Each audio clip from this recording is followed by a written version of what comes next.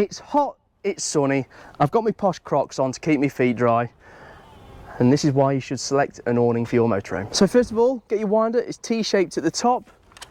There's a hole on the left hand side of this Thule awning. Give it a good wind.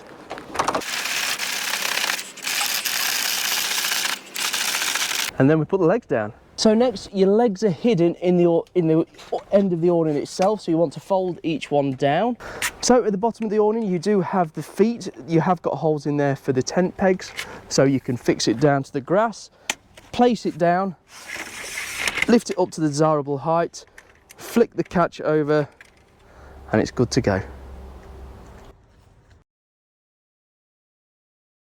So when it's time to put it away, you want to push that down. It will slide down, and it's fine to do that. Again, same with the other leg also. So they're both nice and level. It then pushes into place and secures tightly. And then to finish off, you just need to wind it back into place.